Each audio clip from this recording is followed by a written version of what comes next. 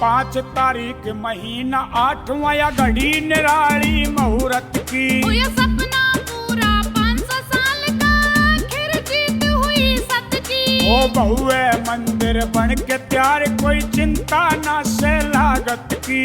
दुनिया देखने आवे धामनन शान बढ़ेगी भारत की।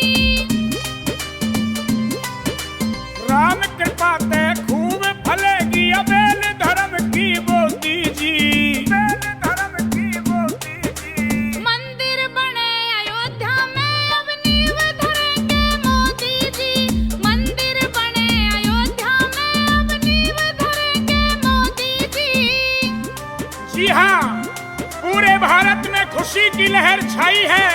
मेरे पूरे भारत में खुशी की लहर छाई है। अयोध्या में श्री राम मंदिर बनने की बारी आई है। श्री राम मंदिर बनने की बारी आई है। बोलो जय श्री राम। 161 फुट ऊंचा यो मंदिर बड़ा निराला हो। बन के तैयार होगा जिस दिन उस दिन बाटे चाड़ा हो। ईट ईट पे राम नाम कर दे ज्ञान उजाला हो। राम राम सिया राम जपेगा दर्शन करने आड़ा हो। राम नाम की मस्ती में तन मन में रहना सोती जी। तन मन में रहना सोती जी।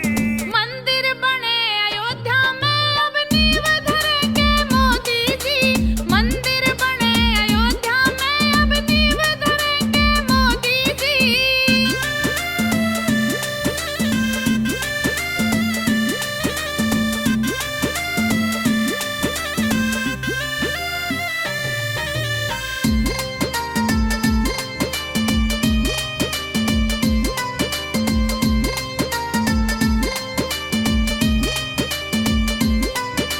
पाँच अगस्त को हिंदुस्तानी भारी जश्न मनाएंगे।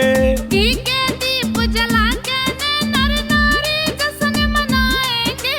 साधु संत और सन्यासी घर बारी जश्न मनाएंगे। करे आरती राम लला की पुजारी जश्न मनाएंगे। करे अभिनंदन दशरथ सुत का जला जला के ज्योति जी। जला जला के ज्योति जी। मंदिर बने अयोध्या में अब नींव धरेंगे मोदी जी। मंदिर बने अयोध्या में अब नींव धरेंगे मोदी जी। धर्म को ऐसा बनाइए, विश्व में प्रेम बढ़ाइए, दुख सुख में सबका साथ हो। हर धर्म का देश में मान हो, हर धर्म का देश में मान हो। बोलो जय श्री राम।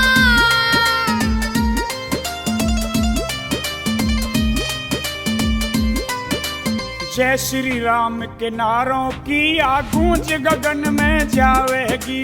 दीप जलेंगे घर घर में न्यू फिर दिवाली आवेगी। सुरेश मान हो मंगल गान जनता खुशी मनावेगी।